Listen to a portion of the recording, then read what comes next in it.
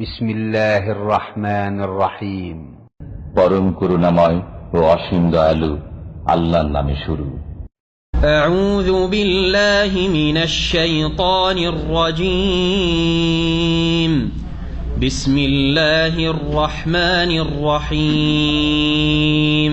ওয়াল ফজর ওয়া লায়ালিন আশর ওয়াশ শাফঈ ওয়াল ওয়াতর ওয়াল লাইলি ইযা ইয়াসর هل في ذلك قسم لذي حجر ألم تر كيف فعل ربك بعاد إرم ذات العماد التي لم يخلق مثلها في البلاد وثمود الذين جابوا الصخر بالواد وفرعون ذي الأوتاد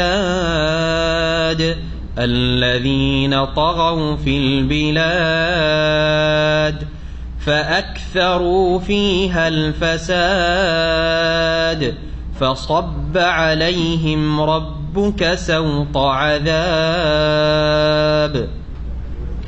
إن ربك لبالمرصاد فأما الإنسان إذا ما ابتلاه ربه فأكرمه ونعمه فيقول ربي أكرمن وأما إذا ما ابتلاه فقدر عليه رزقه فيقول ربي أهانن كلا بل لا تكرمون اليتيم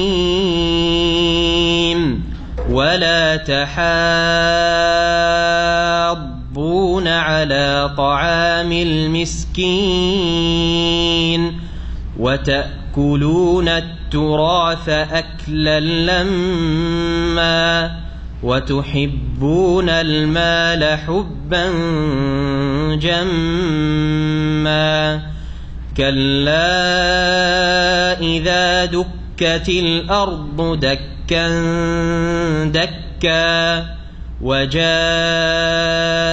ربك والملك صفا صفا وجيء يومئذ بجهنم يومئذ يتذكر الإنسان وأنى له الذكرى يقول يا ليتني قدمت لحياتي فيومئذ لا يعذب عذابه أحد ولا يوثق وثاقه أحد يا أيتها النفس المطمئنة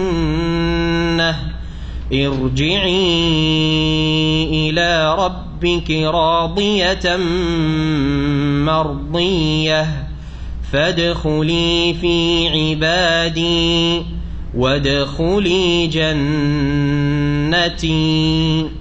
السلام عليكم ورحمة الله وبركاته.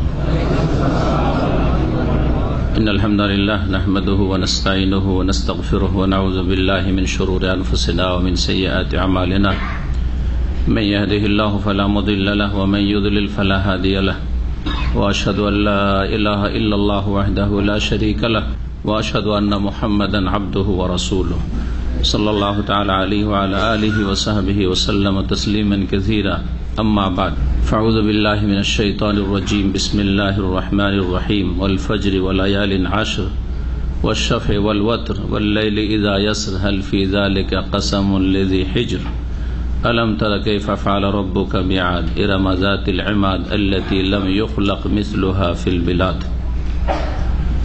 আল্লাহ রাব্বুল আলামিনের যাবতীয় প্রশংসা, যে আল্লাহ রাব্বুল আলামিন আমাদের সৃষ্টি করেছেন এবং আমাদের হিদায়াত দান করেছেন, সেই রাব্বুল আলামিনের যাবতীয় প্রশংসা যে আল্লাহ রাব্বুল আলামিন মানব জাতির হিদায়াতের জন্য যুগে যুগে অসংখ্য আম্বিয়া ও রাসূলগণকে প্রেরণ করেছেন এবং তারা দুই ভাগে বিভক্ত হয়েছে। কেউ তো বিশ্বাস করেছে নিজের আমলে সংশোধন করেছে, আবার কেউ অবিশ্বাস করেছে, অস্বীকার করেছে। মানব জাতির পরিণামও এর ওপর ভিত্তি করেই শরীর ধারিত হয়েছে। যারা বিশ্বাসী, সৎকর্মশীল হয়েছে, ইমানদার হয়েছে, আল্লাহ তাদেরকে সম্মানিত করেছেন। আর যারা অবিশ্বাসী হয়েছে, কুফরি করেছে, অবাধ্য হয়েছে আম্বিয়া রসুলগণের দিক নির্দেশনার হেদায়েতের, তাদেরকে আল্লাহ ইহকালে পরকালে লাঞ্ছিত করেছেন। বরং পার্থিব জগতেও আসমানি জমিনি আযাব দিয়ে বহু জাতিকে ধ্বংস করেছেন। এই বিষয়টি রব্বুল আলমিনের অস্তিত্ব প্রমাণ করে যে আল্লাহ আছেন। আল্লাহ রব্বুল আলমিনের অস্তিত্ব এবং তৌহিদের প্রমাণ যেমন কোরআনে কারীম, তেমনি রাসূলুল্লাহ সাল্লাল্লাহু আলাইহি ওয়াসাল্লামের সুন্নাহ হাদিস, তেমনি মানুষের সুস্থ বিবেক, বিবেচনা, আকল, এইরকমই মানুষের প্রকৃতি, মানুষের অনুভূতি, এসবগুলি হচ্ছে রব্বুল আলমিনের অস্তিত্ব আছে, আল্লাহ আছেন এর দলিল। তার একটি হচ্ছে বিভিন্ন জাতির উত্থান পতন, অথচ সেসব জাতিগুলো অত্যন্ত শক্তিশালী ছিল। এই একটি গুরুত্বপূর্ণ বিষয় মনে রাখবেন তাওহীদের ক্ষেত্রে, আল্লাহ রাব্বুল আলামিনের ওজুদ বা অস্তিত্বের ক্ষেত্রে। সালাত এবং সালাম নাযিল হোক মুহাম্মদুর রাসূলুল্লাহ সাল্লাল্লাহু আলাইহি ওয়াসাল্লামের উপর, যিনি শেষ রাসূল, যাকে রব্বুল আলামিন সমস্ত মানব জাতির কল্যাণের জন্য, হেদায়েতের জন্য রহমত করে প্রেরণ করেছেন। আমাদের ধারাবাহিক তাফসীর চলছে প্রতি জুমাবারে, জুমার সালাতের পর ইসলামিক সেন্টার দাম্মামে আম্মাপাড়া থেকে। আজকে আমাদের তাফসীর হবে সূরাতুল ফজরের। আজকে আমরা সফর মাসের ৩য় তারিখ 1440 হিজরি তে সূরাতুল ফজরের তাফসীর করার চেষ্টা করব। রব্বুল আলামিন যেন কোরআন সুন্নাহ ভিত্তিক কথা বলার তৌফিক দান করেন এবং ভুল ভ্রান্তি থেকে বেঁচে থাকার তৌফিক দান করেন এবং কোরআনে কারীম দিয়ে আমাদের অন্তরকে আলোকিত করেন, আমাদের আমলকে সুন্দর করার তৌফিক দান করেন। সূরাতুল ফজর, এই সূরা মক্কি সূরা। এই সূরা হচ্ছে মক্কি সূরা। রাসূলুল্লাহ সাল্লাল্লাহু আলাইহি ওয়াসাল্লামের হিজরতের পূর্বের যে 13 বছরের জীবন ছিল, সেই সময়গুলির কোন এক সময় নাজিল হয়েছে মক্কাতুল মুকাররমার জীবনে। এই সূরাতে আল্লাহ রাব্বুল আলামিন ওয়াল ফজর দিয়ে শুরু করেছেন। নামকরণের কারণ হচ্ছে এটি। এই সূরার নাম হয়েছে সূরাতুল ফজর, কারণ এই সূরা শুরু হয়েছে আল ফজর শব্দ দিয়ে, বা এই শব্দের বা এই বিষয়টির শপথ দিয়ে। আল্লাহ রাব্বুল আলামিন এখানে কয়েকটি বিষয়ের কসম করেছেন, 4টি বিষয় রয়েছে। মহান আল্লাহ কসম করেছেন ওয়াল ফজরে ওয়া লায়ালিন আশর ওয়াশ শাফঈ ওয়াল ওয়াতর, এই 4টি কসম। ওয়াল লাইলি ইযা ইয়াসর, এই 4টি কসম। এখন তাফসীর আমরা শুরু করার আগে এই সম্পর্কে একটি হাদিস সুনানে নাসাইতে এসেছে। ইমাম নাসাইর 2টো কিতাব রয়েছে। আমাদের দেশের মানুষরা, আম জনগণ তো দূরের কথা, অনেক আলেমরাই জানে যে ইমাম নাসাইর শুধু একটি কিতাব রয়েছে, নাসাই, সুনানে নাসাই, যেটা নাসাই বলে পরিচিত। তো আসলে এটা নয়, ওনার 2টি কিতাব রয়েছে। একটি নাম হচ্ছে সুনানে সুগরা লিল ইমাম নাসাই, ইমাম নাসাই রহমতুল্লাহ আলাইহির সুনানে সুগরা। আর একটি হচ্ছে সুনানে কুবরা। সুনানে কুবরা আকার অনেক বড়, তাতে অনেক বেশি হাদিস রয়েছে। বর্তমান যে আমাদের বাজারে যেটা লব্ধ আর বাংলায় তর্জমা হয়েছে নাসাই, সেটা হচ্ছে সুনানে নাসাই সুগরা, ছোট সুনানে নাসাই। তো অনেকগুলি হাদিস সুনানে কুবরাতে আছে, সুনানে সুগরাতে নাই। এই হাদিসটিও জাবের রাদিয়াল্লাহু তাআলা আনহু থেকে বর্ণিত সুনানে কুবরা ইমাম নাসাই রাহমাতুল্লাহ আলাইহির কিতাবে রয়েছে। এই হাদিসের বিষয়বস্তুটি সহিহাইন, সহিহ বুখারী, মুসলিমে রয়েছে, অন্যান্য হাদিসের কিতাবে রয়েছে, কিন্তু এই সূরাতুল ফজরের কথা তাতে নেই। তবে ঘটনা এর আগে সূরাতুল গাশিয়া অথবা সূরা আলা, এই সূরাগুলি তাফসীর করতে গিয়ে বলা হয়েছে। তা হচ্ছে যে মুআয রাদিয়াল্লাহু তাআলা আনহু ইমামত করতেন তার মহল্লার মসজিদের। সাল্লা মুআযুন সালাতান, মুআয রাদিয়াল্লাহু তাআলা আনহু সালাত আদায় করালেন। এশার সালাত ছিল, সেটি এশার সালাত ছিল। ফাজাআ রাজুলুন ফাসাল্লা মাহু, কোন এক ব্যক্তি আসলো সেই মহল্লার, আসার পরে তার সাথে সালাত শুরু করলো। ফাতাওয়ালা, কিন্তু মুআয রাদিয়াল্লাহু তাআলা নামাজটি খুব লম্বা করলেন। অন্য রিওয়ায়াতে রয়েছে সূরা বাকারা প্রথম রাকাত, সূরা আলে ইমরান দ্বিতীয় রাকাত। কষ্টের কাজ করে সারাদিন মেহনত করেছে, এসছে ক্লান্ত হয়ে। ফাসাল্লা ফি নাহিয়াতিল মসজিদ, তখন সেই লোকটি জামাত ছেড়ে দিয়ে মসজিদের এক সাইডে কিনারায় গিয়ে একা সালাত সেরে নিল। সম্মান সারাফা, তারপরে মসজিদ থেকে টান দিল। ফাবালাগা যালিকা মুআযান, এই ঘটনার কথা মুআয রাদিয়াল্লাহু তাআলা আনহুকে বলা হলো যে আপনার পেছন থেকে একটি লোক বেরিয়ে গিয়ে পৃথকভাবে আলাদা জামাত করে চলে গেছে। ফাকালা, বললেন তিনি, মুনাফিকুন, ও হচ্ছে মুনাফিক। জি, মুনাফিক মানে সবাই যে বড় মুনাফিক তা না। মুনাফিক দুই রকম, আমলের মুনাফিক আর আকীদা বিশ্বাসের মুনাফিক। যাদের আকীদা বিশ্বাসেই কপটতা রয়েছে, মুখে এক কথা বলে অন্তরে অন্য কিছু বিশ্বাস রয়েছে, অন্তরে অবিশ্বাস বা সন্দেহ, আর মুখে বিশ্বাসের কথা, তারা হচ্ছে আকীদা বিশ্বাসের মুনাফিক। কিন্তু আমলের মুনাফিকের অনেকগুলি লক্ষণ রয়েছে, যার মধ্যে যত বেশি লক্ষণ পাওয়া যাবে সে তত পাকা আমলি মুনাফিক হবে। আর যার মধ্যে একটি দুটি চরিত্র আছে, তার মধ্যেও শুবাতুম মিন নিফাক, কপটতার শাখা প্রশাখা রয়েছে, যেমন হাদিসে রয়েছে। যদিও কাউকে মুনাফিক বলা এইভাবে ঠিক নয় আসলে, যতক্ষণ পর্যন্ত নিশ্চিত না তারপরে আপনার বলার অধিকার কিনা, আপনাকে এখানে বলার অধিকার দেওয়া হয়েছে কিনা শরীয়তের পক্ষ থেকে। ফাযাকারা যালিকা লিরাসূলিল্লাহ সাল্লাল্লাহু আলাইহি ওয়াসাল্লাম, রাসূলুল্লাহ সাল্লাল্লাহু আলাইহি ওয়াসাল্লামের কাছে এই খবরটি পৌঁছে গেল। মুআয রাদিয়াল্লাহু আনহু মুনাফিক বললেন, আর ওই লোক সালাত ছেড়ে দিয়ে চলে গেছিল। ওই লোকটিকে রাসূলুল্লাহ সাল্লাল্লাহু আলাইহি ওয়াসাল্লাম ডাকালেন। ফাসাল আল ফাতা, লোকটিকে জিজ্ঞেস করলেন, ফাকালা ইয়া রাসূলুল্লাহ, মুআযকেও ডাকালেন, ডাকো মুআযকে। সেই লোক বলল, হে আল্লাহর রাসূল, যেহেতু ওসাল্লি মা ফাতাওয়ালা আলাইয়া, তার সাথে সালাত আদায় করার জন্য জামাতে এসেছিলাম, কিন্তু সে বড় লম্বা সালাত শুরু করলো। ফানসারাফতু, তখন আমি তার সালাত ছেড়ে দিয়ে সাল্লাতু ফি নাহিয়াতিল মসজিদ, মসজিদের এক কিনারায় সালাত আদায় করলাম।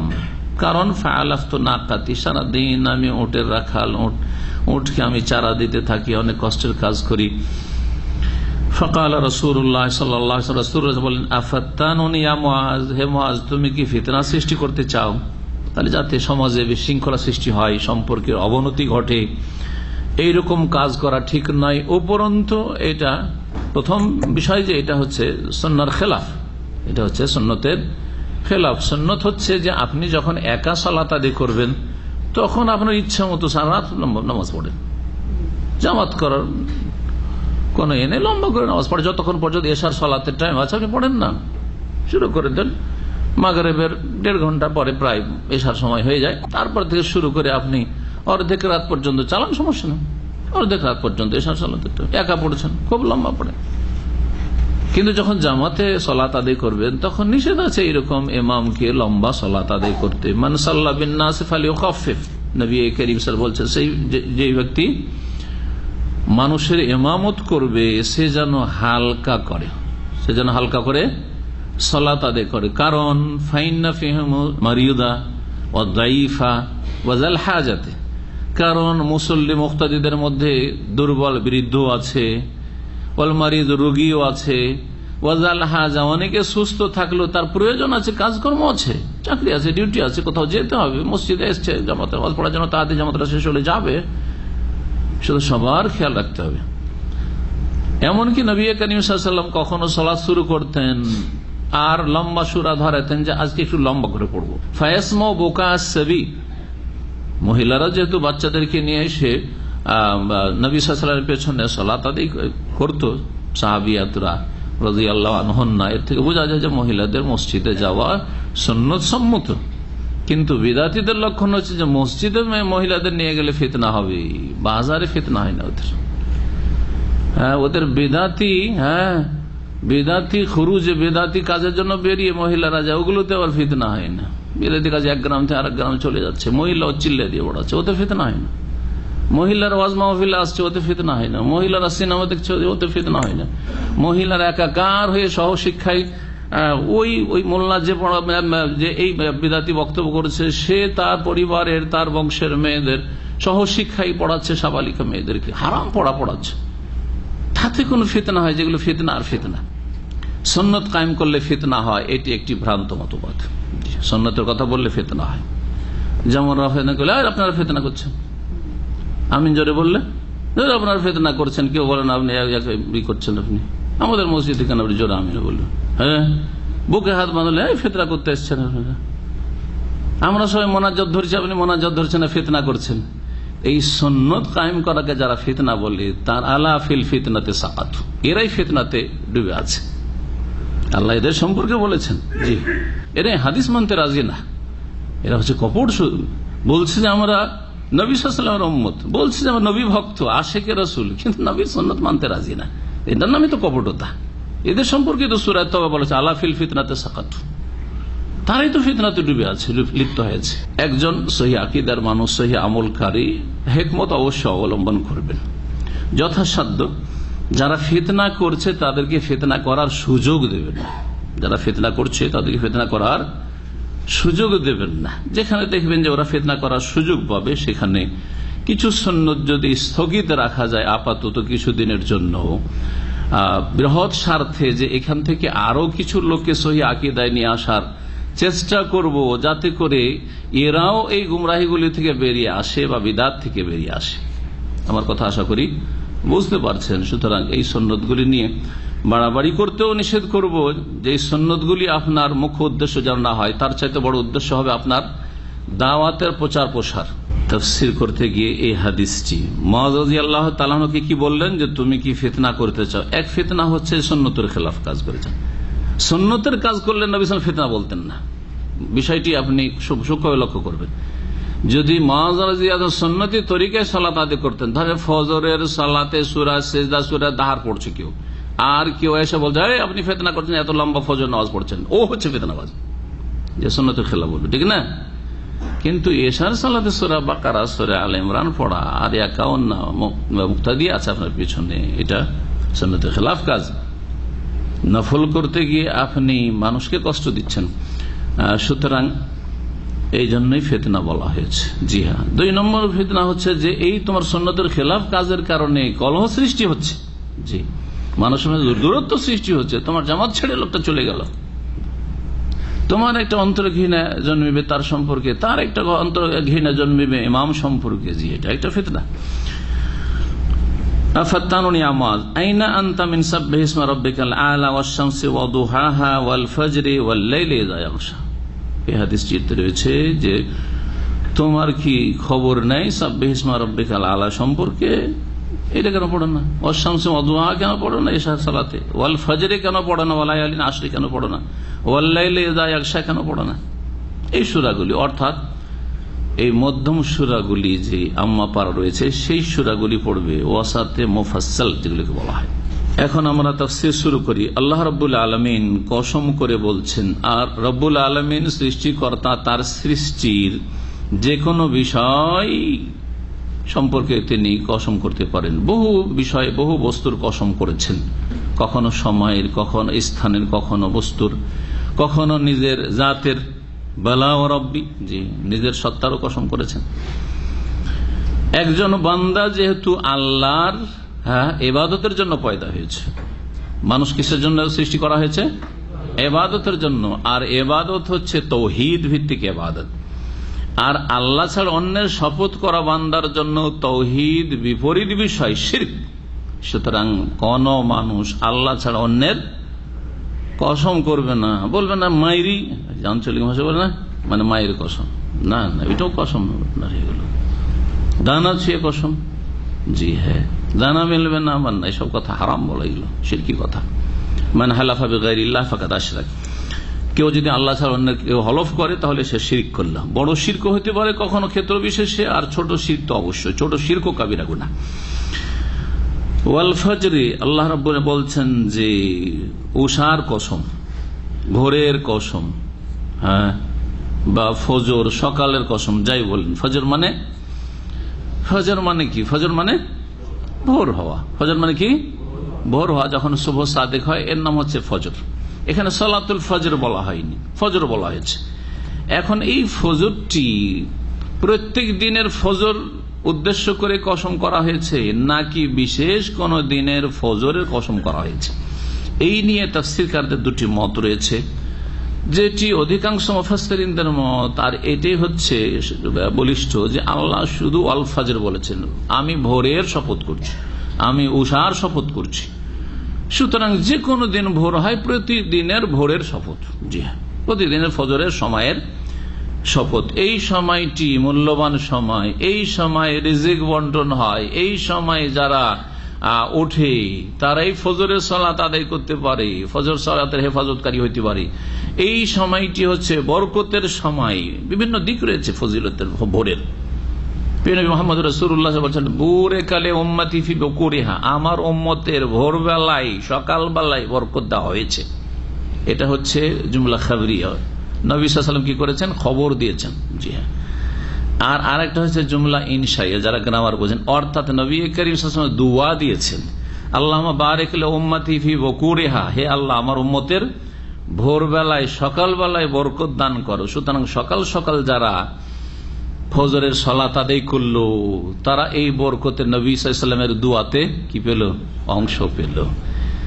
এবং আল্লাহ যে এতে বরকত রেখেছেন, এই বরকতে ভাগ পেল। সকালবেলা ফজরের সালাত দিয়ে কাজকর্ম শুরু করলো, তার বরকতময় জীবন শুরু হলো। তারপরে সকালবেলাতে মানুষ যাদের কাজের প্রয়োজন তারা কর্মচারী খোঁজ করবে, হ্যাঁ তাই না?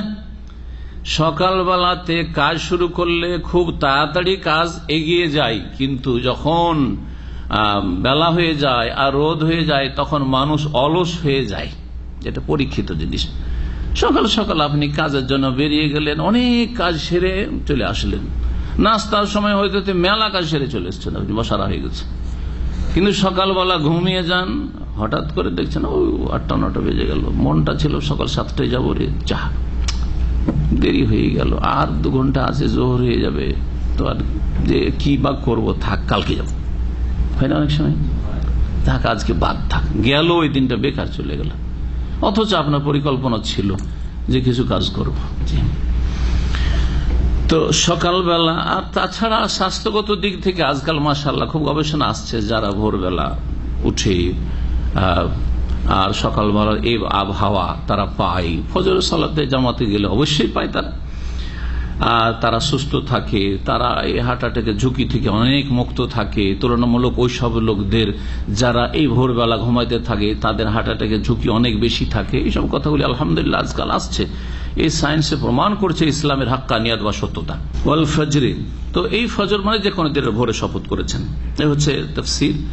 আর দ্বিতীয় কেউ কেউ তাফসীর করেছেন, সালাফ থেকে বর্ণিত রয়েছে, এই ফজর মানে হচ্ছে জিলহজ মাসের 10 তারিখের ফজর, মানে বিশেষ একদিনের ফজর আল্লাহ শপথ করেছে। এটা কেন তারা এই মতটি ব্যক্ত করেছেন? এই জন্য যে তারপরে শপথ রয়েছে ওয়ালায়ালিন আশর, 10টি রাতের কসম। এই 10টি রাতের তাফসীর সম্পর্কে সাহাবায়ে কেরামরা প্রায় একমত যে 10টি রাত হচ্ছে আশর জিলহিজ্জা, জিলহজ মাসের এই 10টি দিন রাত, 10টি দিন, পহিলা জিলহজ থেকে শুরু করে 10 জিলহজ পর্যন্ত এই 10টি দিনের বা রাতের আল্লাহ কসম করলেন। যখন এই 10টি দিনের কসম করলেন, 10টি রাতের কসম করলেন, তার সাথে সাথে এই 10টি রাতের মধ্যে সবচাইতে বেশি নেকির কাজ করা হয় সারা বিশ্বে। শুধু হাজী সাহেবদের অধিকাংশ কাজগুলি এই দিনে হয়, আর সারা বিশ্বের মুসলিমরা ঘরে ঘরে নেক আমল করে। ঈদের সালাত আদায় করা, উযহিয়া কুরবানি করা, হাজীদের অন্য 5টি কাজ, সবগুলি কাজ এগুলি হয় কোন দিনে? ইয়ামুন নাহার, এই 10 তারিখে, 10ই জিলহজ। সুতরাং এখানে 10ই জিলহজের ফজরের কসম করা হয়েছে। এই মতটিও কেউ কেউ উল্লেখ করেছেন, যেমন প্রসিদ্ধ মত সাহাবী আব্দুল্লাহ বিন আব্বাস রাদিয়াল্লাহু তাআলা আনহু থেকে, আলী রাদিয়াল্লাহু তাআলা আনহু থেকে, আর অন্যান্য তাবেঈন থেকে, যে ফজর মানে যে কোনো দিনের ফজর, ওয়া সুবহ, ভোর। আর মুহাম্মদ বিন কাব মাসরুক তাবেঈনগণ তারা বর্ণনা করেছেন আল মুরাদু ফজর ইয়াউমিন নাহরি খাসসাতান, কুরবানির দিনের ফজরের বিশেষভাবে শপথ করেছেন। কেন? ওয়াহিয়া খাতেমাতুল লায়ালিল আশর, এই 10টি দিন এই খতম হতে যাচ্ছে। 10টি দিনের যে সকাল হয়েছিল হইতে হইতে পয়লা জিলহজ থেকে 10 তারিখের সকাল, এটা হচ্ছে শেষ দিন। সবচেয়ে ফজিলতের যে 10টি দিন রয়েছে গোটা বছরে। দ্বিতীয় শপথ হচ্ছে ওয়ালায়ালিন আশর, যেটা বললাম 10টি রাতের কসম, মানে রাত বলে রাত দিন দুটোকে উদ্দেশ্য করা হয়, আর দিন বলে দিন রাত দুটোকে উদ্দেশ্য করা হয়, যেটা আমরা নিজের ভাষাতেও বলি। আমি 10 দিনের জন্য মক্কা যাচ্ছি, মানে 10 দিন না 10 রাত সহ। হ্যাঁ, 10টি রাত আমি দাম্মামে থাকবো না, তার মানে কি দিনেও থাকবো না, তাই না? 10টি রাত আমার বাইরে কাটবে, ঠিক না? তার মানে দিন রাত বাইরে কাটবে। জি, তো কোরআনের ভাষায় তো এরকম কখনো দিন বলে দিন রাত উদ্দেশ্য করা হয়েছে, কখনো লাইল বলে রাত বলে দিন রাতকে উদ্দেশ্য করা হয়েছে। 10টি দিন রাতের কসম করেছেন। এই 10টি দিন রাতের কসম এই জন্য করেছেন যে গোটা বছরের মধ্যে সবচেয়ে ফজিলতের দিন হচ্ছে এই 10টি দিন। এই মর্মে হাদিস আপনাদের জানা আছে, সহিহ বুখারী আব্দুল্লাহ বিন আব্বাস রাদিয়াল্লাহু তাআলা আনহু থেকে বর্ণিত হাদিস। বলছেন মা মিন আইয়ামিন আল আমালুস সালিহ আহাব্বু ইলাল্লাহি ফীহিন্না মিন হাযিহিল আইয়াম আল আশর। বলছেন এমন কোন দিন নেই যেই দিনের সৎ আমল আল্লাহর কাছে অধিক প্রিয় হতে পারে এই 10টি দিনের আমলের তুলনায়। জানি বলছেন আশর জিলহিজ্জা, জিলহজ মাসের এই 10টি দিনের তুলনায়। কালু সাহাবীরা বলেন ওয়ালাল জিহাদ ইয়া রাসূলুল্লাহ, আল্লাহর রাস্তার জিহাদ যদি অন্য মাসে কেউ করে আর এই 10টি দিনে কেউ বাড়িতে মসজিদে নফল ইবাদত বন্দি করলো, তো কে বেশি ফজিলত পাবে? বলেন ওয়ালাল জিহাদ ফি সাবিল, আল্লাহর রাস্তার জিহাদ করেও এই ফজিলত পাবে না। ইল্লা রাজুলুন খারাজা বিনাফসিহি ওয়া মালিহি ফালাম ইয়ারজি মিন যালিকা বিশাই, তবে কোন ব্যক্তি যদি জিহাদ ফি সাবিলিল্লাহ, সত্যিকার জিহাদ ফি সাবিলিল্লাহ হইতে হবে। হ্যাঁ, আপনার খেয়াল খুশি আজকালকার খারিজিদের ভাষায় জিহাদ হইলে হবে না, কারণ জিহাদের বেশ কিছু শর্তাবলী রয়েছে, সেই শর্তগুলি পূরণ না হলে সেটা জিহাদ নয়, সেটা ফাসাদ। সেটা দিয়ে ইসলামের উপকার করলেন না, মুসলিম উম্মার ফায়দা করলেন না, উপকার করলেন না, বরং মুসলিম উম্মাদের বিপর্যয় নেমে আসতে পারে, মুসলিম উম্মার ওপর বিপদ আপদ আসতে পারে, মুসলিম উম্মা ক্ষতিগ্রস্ত হইতে পারে। আর তা সত্যি হচ্ছে। সুতরাং বিষয়টিকে বোঝার প্রয়োজন রয়েছে। আর তার মূল শর্ত হচ্ছে মুসলিম শাসকের নেতৃত্বে হইতে হবে, যদিও সে গুনাহগার হোক না কেন, মুসলিম হইলেই হলো। কারণ শুধু খোলাফা রাশেদিনদের যুগে জিহাদ হয়নি, উমাইয়ার যুগে গুনাহগার শাসক থেকেছে, তারপরে তারা জিহাদ ঘোষণা করেছেন। আল্লাহর নেক বান্দা তাবেঈন সাহাবায়ে কেরাম অনেকে তাদের কথাই জিহাদে গেছেন। হাজ্জাজ বিন ইউসুফের মতো জালেম কে ছিল? জি হ্যাঁ, তাকে আব্দুল মালিক বিন মারওয়ান বা সেই যুগের যে শাসক ছিল হুকুম করেছে যে মোহাম্মদ বিন কাসেমকে সিন্ধু প্রদেশে ভারতে জিহাদের জন্য পাঠাও।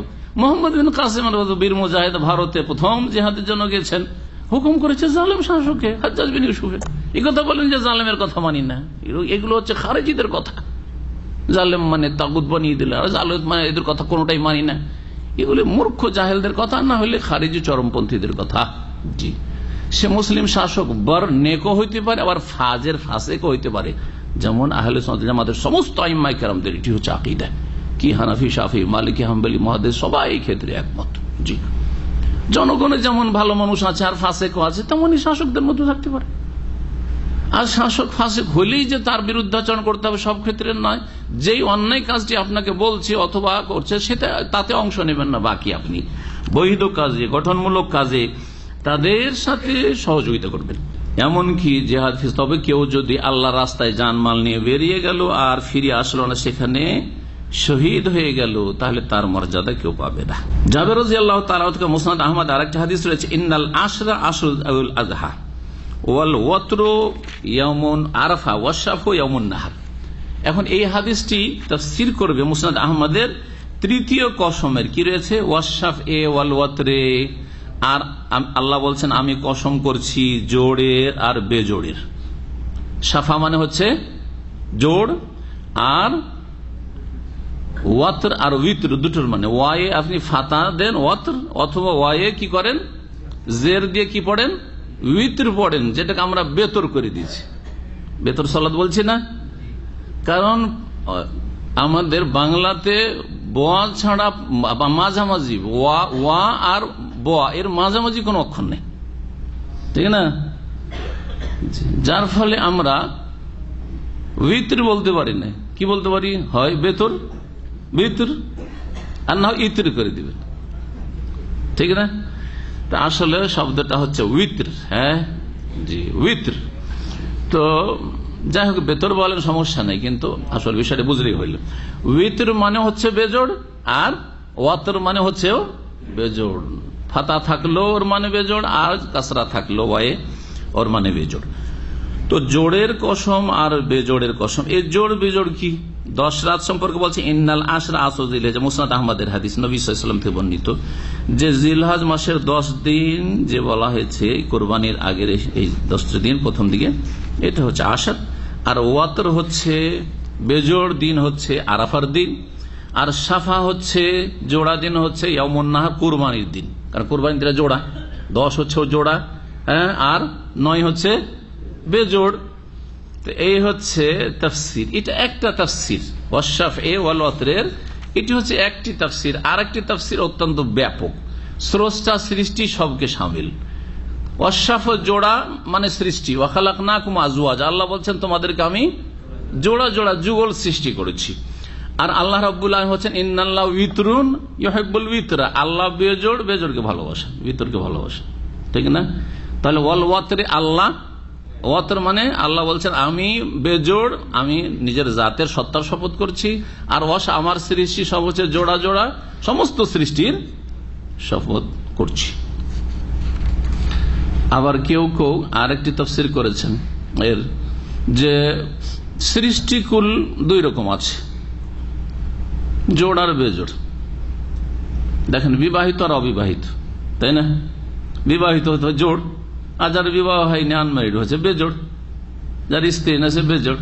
হ্যাঁ, তো জোড় বেজোড় তাফসীর তাহলে সৃষ্টিতেই সীমিত করেছেন। হ্যাঁ, আল্লাহ দিয়ে তাফসীর করেন, বলছে সৃষ্টি জগতে কি রয়েছে, জোড় আর বেজোড়, সমস্ত সৃষ্টির শপথ। এক কথায় তাহলে কি হয়ে গেল, সমস্ত সৃষ্টির শপথ। ওয়াল্লাইলি ইযা ইয়াসরি, আর রাতের কসম বা রাতের শপথ, ইযা ইয়াসরি যখন সেটা গত হয়ে যায়, এটা একটা তাফসীর।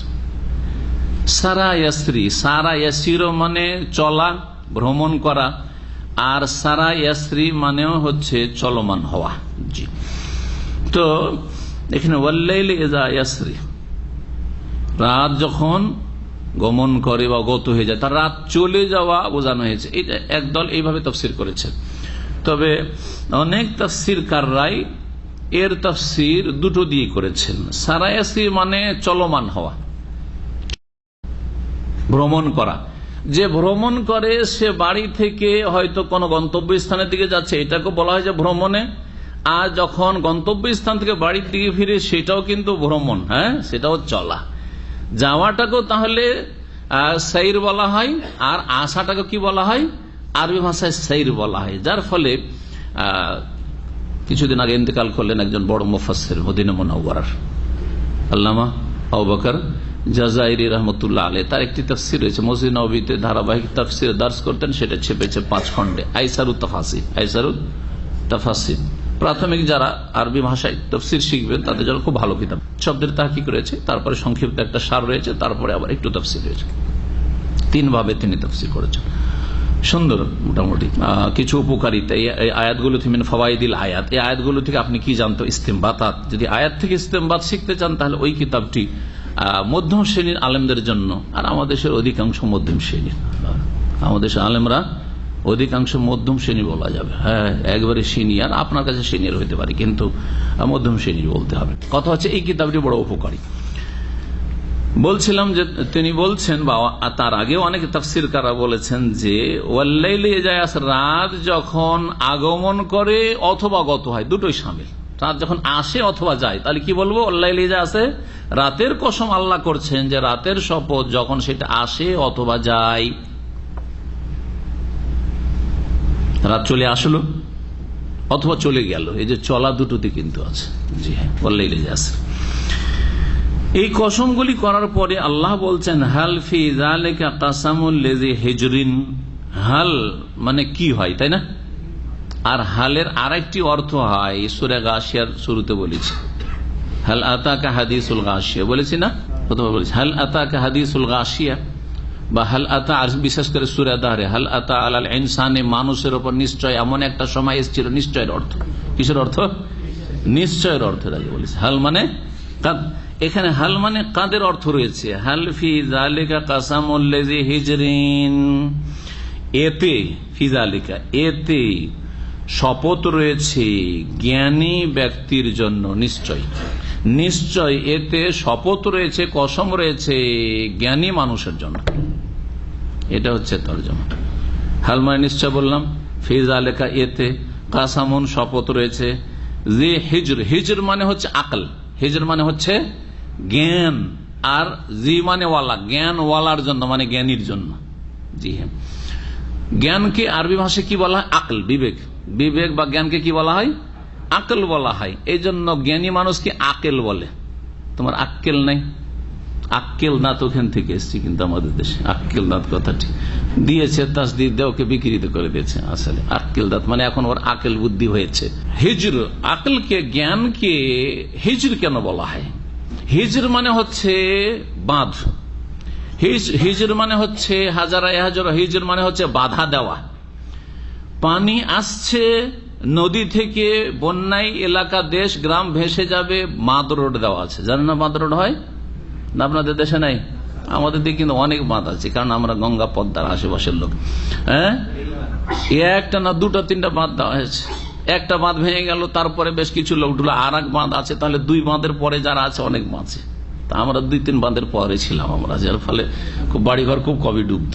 কিন্তু যারা এক বাঁধে অথবা বাঁধের ভিতরে প্রতি বছর ডুবে, ওরা কোনো জায়গাতে বাঁধ ভেঙে গেলে ডুবে একবারে সর্বনাশ হয়ে যায়। আল্লাহু আকবার। বন্যার দেশ আমাদের দেশ, নদীর দেশ আর বন্যার দেশ। তো কি বলছিলাম? হ্যাঁ, হিজর, হিজর মানে হচ্ছে বাঁধ বা বাধা, বাঁধ বা বাধা। সূরাতুল ফুরকানে রয়েছে ওয়ায়াকুলুনা হিজরাম মাহজুরা, ওয়ায়াকুলুনা হিজরান মাহজুরা। জি, নিষিদ্ধ এলাকা, এই এলাকায় বাঁধ দেওয়া আছে, এই এলাকায় কেউ আসবে না, এটা আমার জমি, এখানে সংরক্ষিত এলাকা, এখানে কেউ গরু ছাগল চড়াবে না, মাহজুর। জি হ্যাঁ, জ্ঞানকে হিজর কেন বলা হয়, আর জ্ঞানীকে জি হিজর বা জু হিজর কেন বলা হয়? কারণ যে সুস্থ বিবেক খাটাবে, তার বিবেক অনেক অন্যায় বাধা দেবে।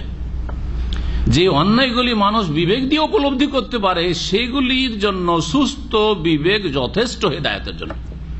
আমি এই কথাটি অনেক আলোচনায় বলি। মানুষকে আল্লাহ এমন করে সৃষ্টি করেছেন যে অনেক ক্ষেত্রে সে হেদায়েতের রাস্তা পেয়ে যাবে তার বিবেককে কাজে লাগালে। সুস্থ বিবেককে কাজে লাগাইতে হবে, বিবেককে বিকৃত করলে হবে না, মস্তিষ্ক বিকৃত হইলে হবে না, চরিত্র একেবারে বিকৃত হয়ে গেছে, নেচার বিকৃত হয়ে গেছে, এরকম যেন না হয়। বিকৃত প্রকৃতির মানুষ হলে হবে না, মানে বদ সবা বদ কাজ করে করে এমন হয়েছে বদ কাজই ভালো লাগছে, এটা হচ্ছে বিকৃত প্রকৃতির মানুষ। আর সুস্থ প্রকৃতির মানুষ যেভাবে ও দুনিয়াতে এসেছে মায়ের পেট থেকে, ওইভাবে যদি ভালো পরিবেশে লালিত পালিত হয়, বিবেকে বাধা দিবে তাকে মিথ্যা কথা বলতে, বিবেকে বাধা দিবে খুন করতে, বিবেকে বাধা দিবে জেনা করতে। আমার মা বোন আছে, হ্যাঁ এগুলো কারো মা বোন, হ্যাঁ বিবেকে বাধা দিবে বেঈমানি করতে, জুলুম অত্যাচার করতে। আমার উপর কেউ যদি জুলুম করে, আজকে আমি জুলুম করছি, তো আমার উপরে যদি কোনদিন জুলুম হয় এর প্রতিশোধ, হ্যাঁ এগুলো বিবেক। সুস্থ বিবেক, সুস্থ বিবেক দিয়ে অনেক পাপ থেকে মানুষ বাঁচতে পারে।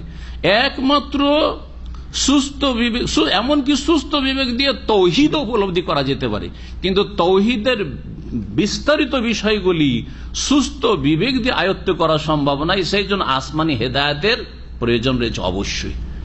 তৌহিদের বিস্তারিত কথাগুলি, আল্লাহর একত্ব মোটামুটি আপনি বিবেক দিয়ে উপলব্ধি করবেন, হ্যাঁ, যে বহু স্রষ্টা হইতে পারেন না। মালিক, এক মালিক সবাই পছন্দ করে, এক মালিকের আন্ডারে সবাই শান্তিতে থাকে। এক মালিক থাকলে কোথাও গোলযোগ আর লড়াই ঝগড়া হয় না। আর বাড়িতে 2 মালিক যদি হয়, আপনার 2 ভাই 2জন মালিকানা করছেন, দ্বন্দ্ব হবে। কিন্তু একজনকে মালিকানা দিয়ে দেন, বড় ভাই যা করছে আমি মানি, কোনো ঝামেলা নেই, ঠিক না? যেই দেশে এত দল আর ইলেকশন, আর এই পশ্চিমা আব্রাহাম লিঙ্কন ইহুদির গণতন্ত্র আছে, ও অশান্তি আর অশান্তি, না অশান্তি। ডেইলি ধর্মঘাট, না হয় বিক্ষোভ, না হয় এই ভাঙচুর, না হয় এই সেই, তাই না? ঠেকাবো, এক দল যাওয়ার চেষ্টা, আর এক দল ঠেকাবার চেষ্টা লেগেই আছে। 5 বছর লড়াই করতে করতে সর্বনাশ হয়ে গেল, আবার কেউ আসলো, আবার তিক্ত অভিজ্ঞতা, একেও রাখা যাবে না, ও খারাপ, হঠাৎ 5 বছরে তিক্ত অভিজ্ঞতা হয়ে গেল। এই না চলছে, এই না চলছে। কিন্তু যেখানে একজন মালিক আছে আর সে আল্লাহর হক ভালো করে বুঝে, নিজের হক, আমার অধিকার কতটা, আমি শাসক হিসেবে সেটা বুঝে, আর আমার দেশবাসীর জনগণ তাদের যে অধিকার আমার উপর রয়েছে সেটা বুঝে, ঠিকভাবে দেশ সুন্দর চলছে। মাশাআল্লাহ, তাবারাকাল্লাহ, সুন্দর দেশ চলছে আলহামদুলিল্লাহ। সৌদি আরবে কোথাও আছে গোলযোগের বাবা? আলহামদুলিল্লাহ। যত বেশি দিনের কাছাকাছি থাকবে এরকম, এটা হচ্ছে কোরআন সুন্নাহর হিদায়াত, কোরআন সুন্নাহর হিদায়াত। আর যখনই একটা বিরোধী দল বেরোবে তখন অশান্তি সৃষ্টি হবে। এই জন্য রাসূলুল্লাহ সাল্লাল্লাহু আলাইহি ওয়াসাল্লামের দ্বন্দ্ব সৃষ্টি হয়নি, আবু বকরের জামানায় হয়নি, ওমরের জামানায় হয়নি, উসমান রাদিয়াল্লাহু আনহুর জামানায় বিদ্রোহী এই বাগী এই খারেজি সৃষ্টি হলো। আর যার ফলে সুবহানাল্লাহ কি অবস্থা হইল, কিভাবে উসমান রাদিয়াল্লাহু তাআলা আনহুকে মুসলিমরা খুন করলো। জি হ্যাঁ, মুসলিম চরমপন্থী খারেজিগুলো খুন করলো বাড়িতে ঢুকে। অশান্তি শুরু হলো মুসলিম দেশে। এই অশান্তি চলতে আছে, চলতে আছে, চলতে আছে, ফিতনা দরজা খুলে গেছে। তাহলে বোঝা গেল যে একজনের মালিকানায় শান্তি আছে, এক রবের মালিকানায় শান্তি আছে আল্লাহর জমিনে। বহু রবের মালিকানায় শান্তি নেই। আর বাবু মুতাফাররিকুনা খায়রুন আমিল্লাহুল ওয়াহিদুল কাহার, সূরা ইউসুফ আল্লাহ বলছেন। আচ্ছা বলো তো, আর বাবু মুতাফাররিকুন, যদি বহু রব থাকে, আসমান জমিনের বহু মালিক থাকে, এইটা বেশি ভালো? তোমরা কি বাড়িতে বা তোমরা যে কর্মস্থলে কাজ করো, কোম্পানিতে বহু মালিক পছন্দ করো, খায়রুন এটা ভালো না আমিল্লাহুল ওয়াহিদুল কাহার, নাকি এক ও একক যিনি অপ্রতিদ্বন্দ্বী, যার প্রতিদ্বন্দ্বিতা কোনো শক্তি করতে পারে না, সে আল্লাহর ইবাদত বন্দেগী আদেশ মানা ভালো? যেমন শুধু বাবা হুকুম করে, বাপের হুকুমে চলছেন, খুব ভালো, বাপ একরকম হুকুম করে, আবার বড় ভাইয়েরা 14 রকম হুকুম করে। জিজ্ঞেস করেন অনেক হাউস ড্রাইভারকে, 14টা মালিক তাদের যদি থাকে তাহলে বড় মুশকিলে আছে। আর যদি ভালো মালিক পায়, শুধু মালিক যেটা বলবে সেটা, মালিকের ছেলেরা কেউ কিচ্ছু বলবে না, মেয়েরা কেউ কিছু হুকুম চালাবে না, শান্তিতে আছে, আছে না নেই? জি। তো কি বলছিলাম, তৌহিদটাও জ্ঞান দিয়ে জানা যায়, সুস্থ জ্ঞান দিয়ে, কিন্তু তৌহিদের বিস্তারিত আলোচনা, আল্লাহ কোথায়, আল্লাহর হাত আছে কিনা, আল্লাহর চোখ আছে কিনা, জি হ্যাঁ, বোঝা গেছে না? এই বিষয়গুলি জ্ঞান দিয়ে উপলব্ধি করার নয়, এগুলির জন্য কিসের দরকার?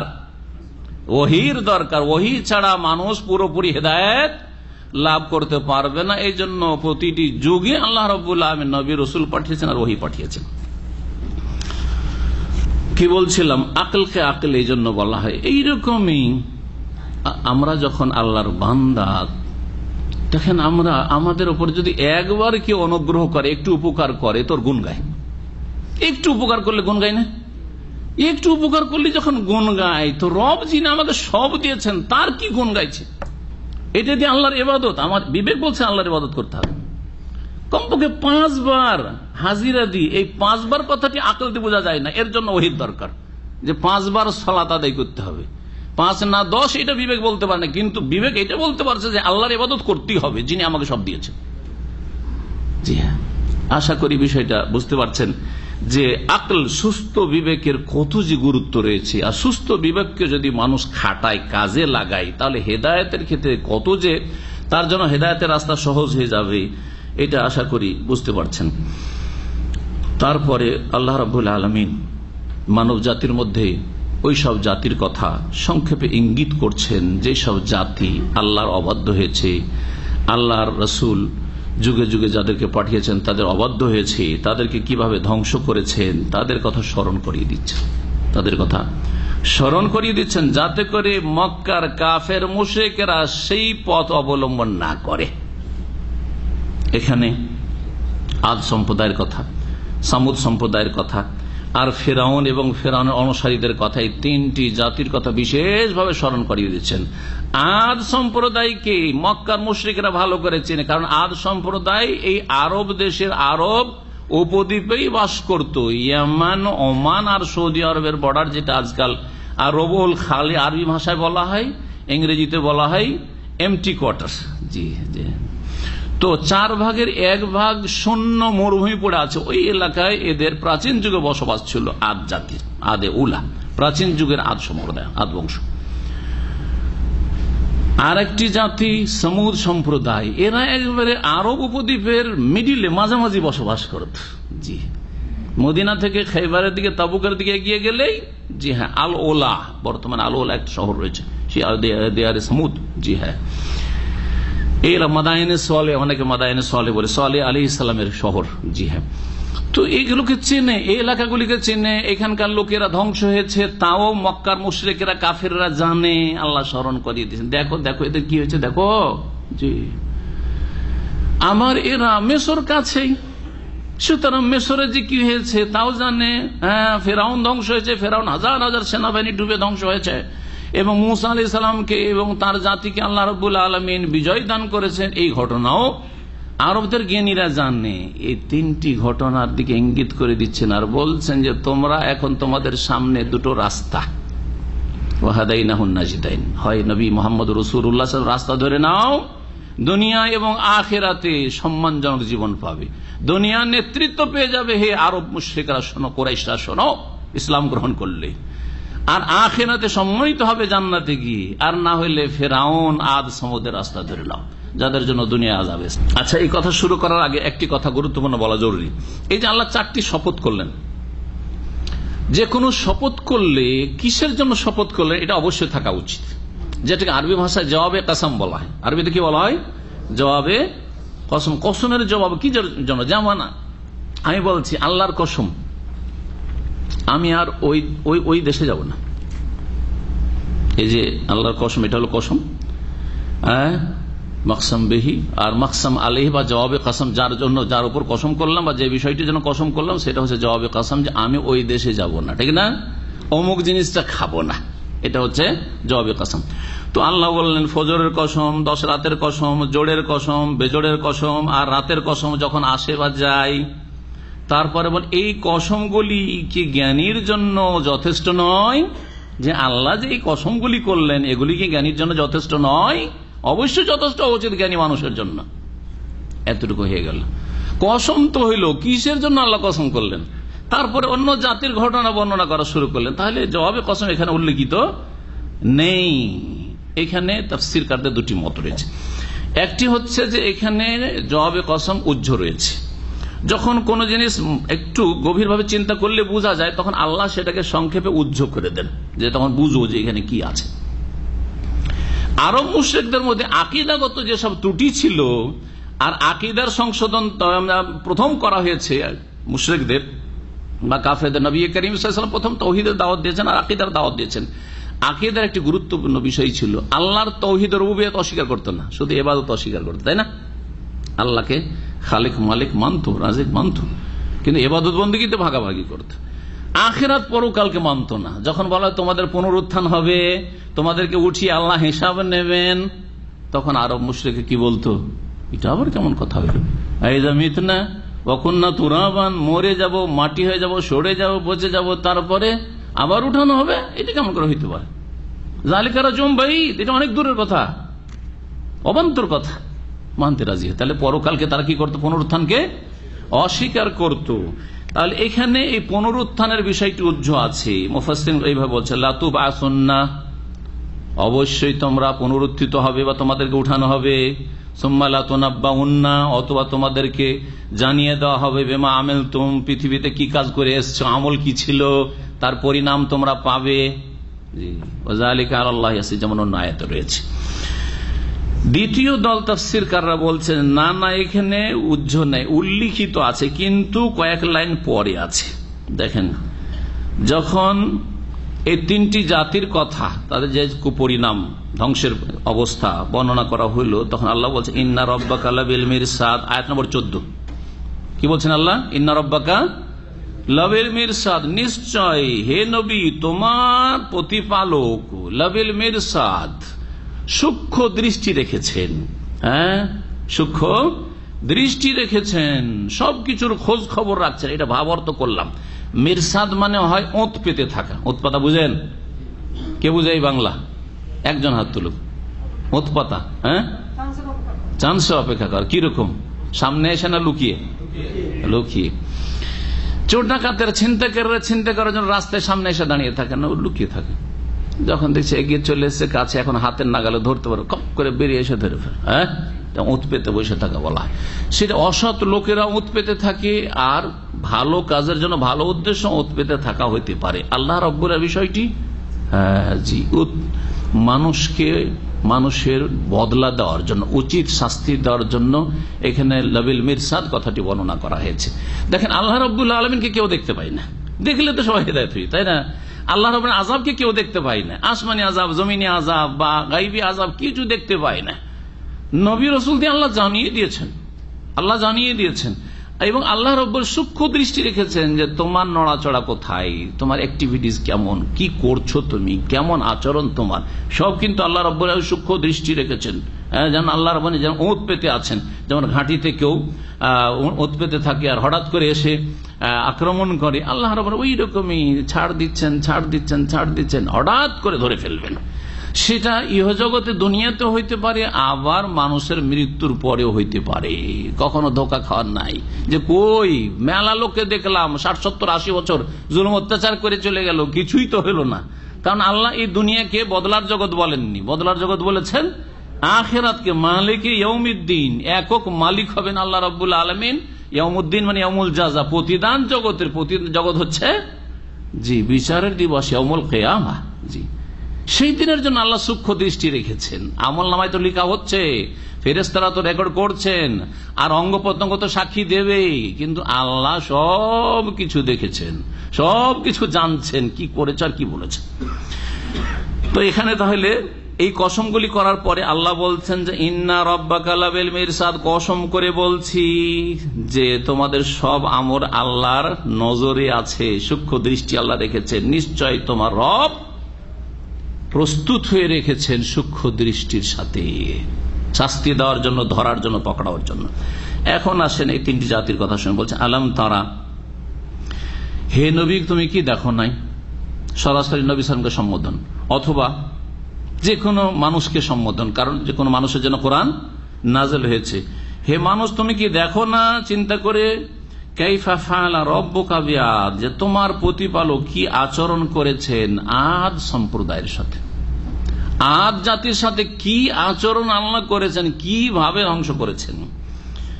ইরামা যাতিল ইমাদ, যারা গ্রামারবিদ, ভাষাবিদ, নাহু সারফের যারা আলেম, তারা বলেছেন যে এখানে আদ থেকে ইরামা যাতিল ইমাদ, এটা হচ্ছে বদল বা আতফে বায়ান, বদল বা আতফে বায়ান, অর্থাৎ যেটাই হচ্ছে আদ সম্প্রদায় সেটা হচ্ছে আদ এরম জাতুল ইমাদ।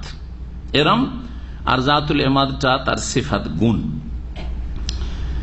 অর্থাৎ সেই আদ সম্প্রদায়। কারণ আদ সম্প্রদায় দুটো ছিল, আদ সম্প্রদায় দুটো ছিল, একটা হচ্ছে আদানিল উলা, যেমন এক আয়াতে রয়েছে, হ্যাঁ, ও আদানিল উলা, প্রাচীন যুগের আদ সম্প্রদায়, আর একটা হচ্ছে আদ আসানিয়া, দ্বিতীয় জাতি আদ, পরবর্তীতে এসেছিল। তো প্রাচীন আরবদের মধ্যে একটি জাতি ছিল নূহ আলাইহিস সালামের পরে, সেই জাতির নাম ছিল আদ, কওমে আদ। এদের দাদার নাম ছিল এরাম। তো দাদার নাম দিয়ে চিহ্নিত করে দেওয়া হলো যে এইটা পরের আদ নয়, সেটা হচ্ছে ওই এরাম গোত্রের, এরাম বংশের আদ। জাতিল ইমাদ যারা সুউচ্চ স্তম্ভের অধিকারী ছিল, মালিক ছিল। এমাদ মানে হচ্ছে, আমুদ মানে কি, কোটি, স্তম্ভ, খাম্বা। তো তারা বড় বড় উঁচা খাম্বার মালিক ছিল। এখন উঁচা খাম্বার মালিক এর দুটো তফসির করা হয়েছে। একটা তফসির হচ্ছে যে তারা এত উঁচু উঁচু অট্টালিকা, পাকা বাড়ি তৈরি করতো পাথর কেটে কেটে, যে তাদের বিশাল বিশাল বাড়ি তৈরি হইতো, আর সে তার যে পিলারগুলি, খাম্বা হইতো, সেগুলো খুব উঁচা উঁচা হইতো। জাতুল ইমাদ এত শক্তিশালী জাতি ছিল। এই জাতি সম্পর্কে তাফসীরকাররা লিখেছেন যে তাদের দৈহিক যে লম্বাই, যেটা, হ্যাঁ, তারা কত লম্বা হইতো? এই 3.5 হাতের মানুষ না, 12 হাত লম্বা হইতো। কত লম্বা হইতো? 12 হাত। তাহলে আমাদের চাইতে কাছাকাছি, হ্যাঁ, 3 গুণের বেশি, 4 গুণের কাছাকাছি, হ্যাঁ, 3.5-4 গুণ এত লম্বা হইতো। তো এত লম্বা মানুষ যদি বাড়িতে বাস করতে হয়, ঢুকতে হয়, তাহলে তো বাড়িও তো উঁচা লাগবে, আর খাম্বাও তো উঁচা লাগবে, এই জন্য উঁচা উঁচা তাদের অট্টালিকা, আর জাতিও খুব শক্তিশালী ছিল। এমন শক্তিশালী জাতি ছিল, তারাও বুঝতো যে আমাদের মতো শক্তিশালী জাতি পৃথিবীতে কেউ তৈরি হয়নি আর দেখিনি, শোনেনি। সুতরাং বলতো ওয়াকালু মান আশাদ্দু মিন্না কুওয়া। যখন আদ জাতির জন্য হুদ আলাইহিস সালাম হেদায়েতের বাণী নিয়ে গেলেন, তখন বলল আমাদের চাইতে শক্তিশালী জাতি কি আছে? আমরা পাহাড়ে এত মানে মজবুত ঘর তৈরি করে নেব, কোন ঝড় তুফান আমাদের ক্ষতি করে, কি ভয় দেখাচ্ছ এসব? মান আশাদ্দু মিন্না কুওয়া। আল্লাহ বলছেন আওয়ালাম ইয়ারাও, একটু চিন্তা করেন, আন্নাল্লাহ আল্লাযী খালাকাহু আশাদ্দু মিনহুম কুওয়া, যে আল্লাহ তাদেরকে সৃষ্টি করেছে তিনি তাদের চেয়ে অনেক শক্তিধর, অনেক শক্তিশালী। তো তাহলে জাতুল ইমাদ মানে তাদের বাড়ির খাম্মাগুলি খুব উঁচা উঁচা ছিল, একটা তাফসীর। আর একটা তাফসীর হচ্ছে তাদের বডিগুলো, দেহগুলি ছিল বড় বড় খাম্মার মতো। 12 হাত লম্বা যদি হয় তাহলে এটা কয় হাত হবে? খুব বেশি তো 6 হাত হবে, হয়তো কি 7 হাত হবে, তাই না? 12 হাত চিন্তা করেন আপনি, 12 হাত লম্বা তাদের বডি ছিল। এরাম এই আদ সম্প্রদায়, যে আদ হচ্ছে এরাম আদ জাতিল এমাদ, যাদের দেহ ছিল খাম্বা বিশিষ্ট, মানে খাম্বার মতো। আল্লাতী লাম ইখলাক মিসলুহা ফিল বিলাদ, যাদের মতো কোন জাতি পৃথিবীর কোন শহরে সৃষ্টি করা হয়নি। ফিল বিলাদ, বালাদ মানে এক শহর, আর বিলাদ মানে দুনিয়ার সমস্ত শহর। শহর মানে সিটি শুধু নয়, শহর গ্রাম, শহর যেখানে জনপদ রয়েছে, মানুষ বাস করে। কোন দেশে কোন এলাকাতে এমন কোন শক্তিশালী জাতি সৃষ্টি করা হয় না এর আগে। আল্লাহ নিজেই বলছেন এত শক্তিশালী জাতি ছিল। এই জাতিকে আল্লাহ কিভাবে ধ্বংস করেছিলেন কে বলতে পারেন? কোরআনে কারিমে এখানে তো এতটাই, কিন্তু বিস্তারিত বর্ণনা করা হয়েছে বিভিন্ন সূরাগুলিতে। জি হ্যাঁ, যেমন সূরাতুল হাক্কাতে রয়েছে। জি, ঘূর্ণিঝড় দিয়ে সাখখারা আলিম সাবা লায়ালিন ওয়া সামানিয়াত আইয়াম হুসুমান ফাতারাল কওমা ফিহা সারআ কান্নাহুম আজাজু নাখরিন খাওয়িয়া। আল্লাহ বলছেন তাদের উপর আল্লাহ এমন ঝঞ্ঝাবায়ু ঘূর্ণিঝড় পাঠিয়েছিলেন, 7 রাত 8 দিন ধরে অবিরাম চলতে থেকেছিল। আর সবকিছু নিশ্চিন্ন করে দেয়, বাড়ি ঘর মানুষ এমন করে আকাশে উঠিয়ে আছাড় দিয়ে ফেলত। আল্লাহু আকবার। এই ঘূর্ণিঝড়ে মানুষকে ফাতারাল কওমা ফিহা সারআ, এই জাতি সব এমন আছাড় খেয়ে খেয়ে উপর হয়ে পড়েছিল। কান্নাহুম আজাজু নাখরিন, মনে হচ্ছিল যেগুলো মানুষ, মনে হচ্ছে এগুলো খেজুরের লম্বা লম্বা খেজুরের কাণ্ড পড়ে আছে, খেজুরের যে দেহ বডি কাণ্ড পড়ে আছে মনে হচ্ছে। এইভাবে আল্লাহ নিশ্চিন্ন করে দিয়ে। ওয়া সামুদাল্লাযীনা জাবুস সাখরা বিল ওয়াদ, এখানে তাহলে এই এরাম সম্পর্কে একটি কথা বলি। এরাম সম্পর্কে বলা হয়েছে যে আদের কি ছিল, এ ছিল দাদা। এ সম্পর্কে তাফসীর ইবনে কাসিরে বলা হয়েছে, যা সেটা আপনাদেরকে শোনাই। বলছেন যে তার নাম ছিল আদ বিন এরাম বিন আউস বিন সাম বিন নূহ। এই আদ সম্প্রদায়, যে আদের বাপের নাম ছিল এরাম, তার বাপের নাম ছিল আউস, তার বাপের নাম সাম, আর সামের বাপের নাম হচ্ছে নূহ। নূহ আলাইহিস সালামের এক ছেলে ছিল সাম, এক ছিল হাম, আর এক ছিল ইয়াফাস, আর এক ছিল কেনান। জি, এগুলো আগের রিওয়ায়াত। আল্লাহ এর বিশুদ্ধতা সম্পর্কে বেশি জানেন, কিন্তু এগুলি বলতে দোষ নেই, আর কোরআনের মতো ইয়াকিন করারও দরকার নেই। কথা বুঝতে পারছেন আমার? কারণ নবী সাল্লাল্লাহু আলাইহি ওয়াসাল্লাম বলেছেন যে প্রাচীন যুগের কিসসা কাহিনী যেগুলো বনি ইসরায়েলতে তোমাদের কাছে আসবে, এই সম্পর্কে আমাদেরকে একটা মানহাজ মানে আদর্শ শিখিয়ে দিয়েছে। হাদিসু আন বানি ইসরাইলা ওয়ালা হারাজ, বনি ইসরায়েলদের প্রাচীন ঘটনাবলী বা আগের যুগের এসব তোমরা বর্ণনা করতে পারো, উপদেশমূলক হলে তাতে কোনো ওয়ালা হারাজ, আপত্তি নেই। আপত্তি কখন হবে? যদি কোরআন সুন্নাহর বা ইসলামী আকীদার মৌলিক বিষয়গুলির সাথে সাংঘর্ষিক হয়। মৌলিক বিষয়ের সাথে যদি সাংঘর্ষিক হয় তখন বলবো যে না, বাকি ঠিক আছে। এখন আসেন সামুদ সম্পর্কে। ওয়া সামুদাল্লাযীনা জাবুস সাখরা বিল ওয়াদ, আসলে এরকম ছিল। আলাম তারা কাইফা ফাআলা রাব্বুকা বিআদ ওয়া আলাম তারা কাইফা ফাআলা রাব্বুকা বিসামুদ আল্লাযীনা জাবুস সাখরা বিল ওয়াদ। আর হে নবী বা হে মানুষ, তোমরা কি দেখো নাই বা চিন্তা করে দেখো না? এই ঘটনা তো শুনেছো, চোখে কেউ দেখেছো, আর কেউ চোখে দেখোনি তো শুনেছো, নিশ্চিত ঘটনা এগুলি। সামুদ জাতিকে আল্লাযীনা জাবুস সাখরা, যারা পাথর কেটে কেটে ঘর নির্মাণ করত, বিল ওয়াদ, তাদের উপত্যকায়। যে উপত্যকায় তারা বসবাস করত সেই উপত্যকায় তারা পাহাড়ের পাথর কেটে কেটে পাহাড়ের গুহা, বড় বড় বিশাল বিশাল গুহা করে তারা বাড়িঘর পাহাড়ের ভিতরে করত, আর নিজেরা সুরক্ষিত থাকতো যাতে করে কোনো শত্রু তাদের আক্রমণ না করতে পারে। এত শক্তিশালী জাতি ছিল। তাহলে প্রাচীন যুগে এইরকম শক্তিশালী জাতি, যখন যান্ত্রিক সভ্যতা ছিল না তখনও তারা এইরকম কাজগুলি করেছে। আজকে পাহাড় কেটে সুড়ঙ্গ তৈরি করা হচ্ছে, বিভিন্ন রাস্তা তৈরি করা হচ্ছে, আমরা কত যে খুব উন্নতি করেছে, কত রাস্তা হয়ে গেছে, এইটা অন্য যান্ত্রিক উন্নতির ফল হয়েছে। কিন্তু তখন আল্লাহ এইরকম শক্তিশালী জাতি তৈরি করেছেন, তারা এই কাজগুলি করেছে, কিন্তু তাদেরকে তাদের শক্তি এবং তাদের এই পারদর্শিতা রক্ষা করতে পারেনি আল্লাহর আযাব থেকে, যখন তারা অবাধ্য হয়েছে, ধ্বংস করেছেন আল্লাহ রাব্বুল আলামিন।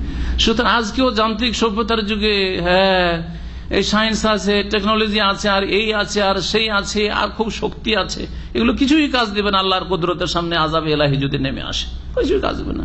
কয়েকদিন আগে যে ইন্দোনেশিয়াতে আল্লাহর আযাব আসলো, সুবহানাল্লাহ, হাজার হাজার লোক বলছেন যে 5,000 লোক মৃতদেহ উদ্ধার করা হয়েছে, আর 20,000 নিখোঁজ, 20,000 নিখোঁজ, আল্লাহ জানে আরো কত নিখোঁজ রয়েছে। এগুলি আযাব, এগুলি আল্লাহর কি আযাব, ভালো করে শুনে রাখেন। মানুষ প্রাকৃতিক দুর্যোগ, আর এগুলির আবার পরিস্থিতির নাকি মোকাবেলা করবে, এগুলো কুফরিয়া কথা, নাস্তিকদের কথা, বেদিনদের কথা। আর দেখো নাকি সমুদকে যারা পাথর কেটে কেটে উপত্যকায় বাড়িঘর তৈরি করত, এই একটি জাতির কথাই, সমুদ জাতি, তাদেরকে ধ্বংস করেছেন কি দিয়ে আল্লাহ রাব্বুল আলামিন? ওয়া আম্মা সমুদ ফাউহলিকু বিত্তাগিয়া, জি, প্রচন্ড বেগে বিকট শব্দ একটি হয়েছিল, শব্দ দিয়ে আল্লাহ রাব্বুল আলামিন ধ্বংস করেছেন। কানের পর্দা ফেটে গেছে, আর সাথে সাথে উঠে পড়ে থেকে সমস্ত ধ্বংস হয়ে গেছে এইভাবে। তো আল্লাহ রাব্বুল আলামিন বিভিন্ন জাতি বিভিন্ন আযাব দিয়ে ধ্বংস করেছেন। এই ছিল সমুদ সম্প্রদায়। ওয়া ফিরআউন যিল আওতাদ, এখানে ওইরকম আলাম তারা কাইফা ফাআলা রাব্বুকা বিফিরআউন যিল আওতাদ। হে নবী বা হে মানুষ, তুমি কি চিন্তা করে দেখো না যে তোমার রব কি আচরণ করেছেন ফেরাউনের সাথে, জিল আওতাদ, সে যে কিলোকের অধিকারী ছিল, বা কিলোক বিশিষ্ট ফেরাউনের সাথে, কিলোক বিশিষ্ট ফেরাউনের সাথে। আওতাদ ওয়াতাদের বহু বচন, ওয়াতাদ বলা হয় কাকে? কিলোককে। যখন কোন জায়গায় তাঁবু লাগাইতে হয় আর তাঁবুকে স্থাপিত করতে হয়, তখন কি লাগে? কিলোক লাগে, মাটিতে ধরে রাখার জন্য।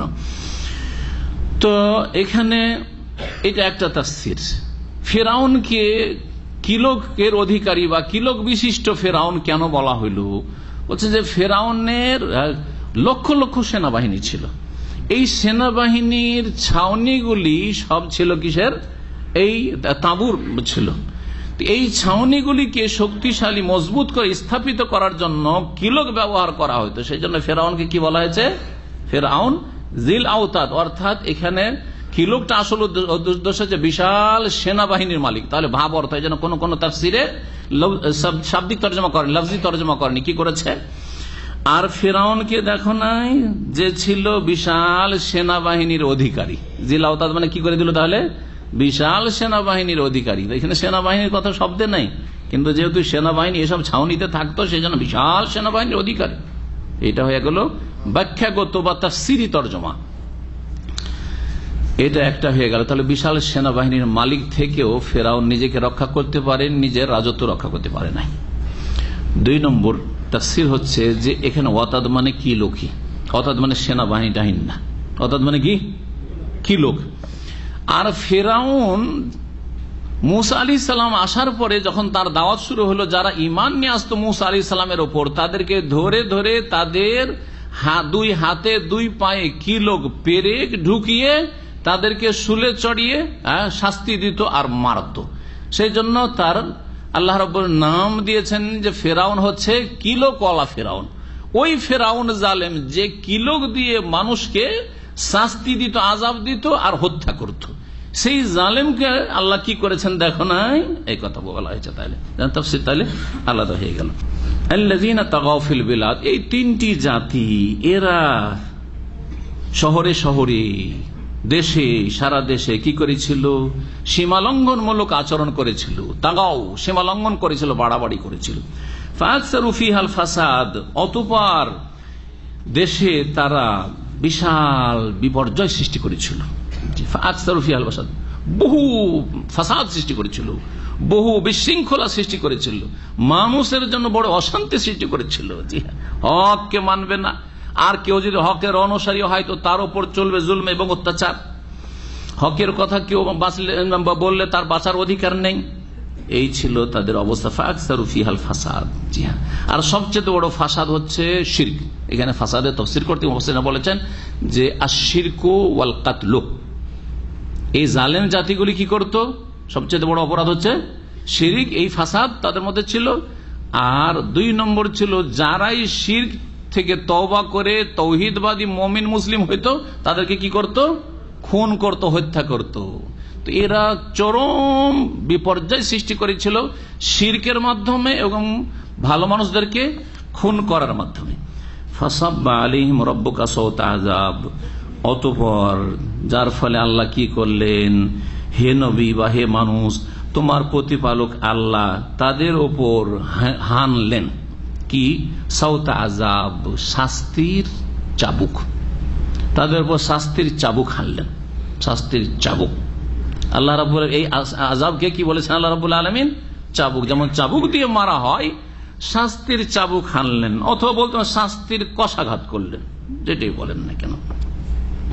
ইন্না রাব্বাকা লাবিল মিরসাদ, কারণ আল্লাহ কাউকে ছাড়বেন না।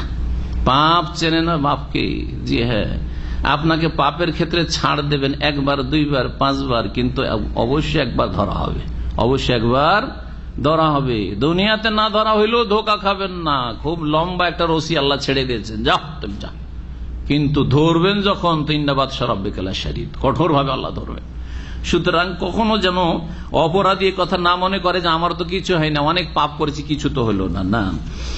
এবং সবচেয়ে বড় আল্লাহর আযাব হচ্ছে ঈমান হারিয়ে যাও। অনেকে কিন্তু ঈমান হারিয়ে দেয় আর দুনিয়ার সুখ দেখে ধোকা খায়, যে আমার তো কিছু হয় না, কই, হ্যাঁ কোথায় আল্লাহর আযাব?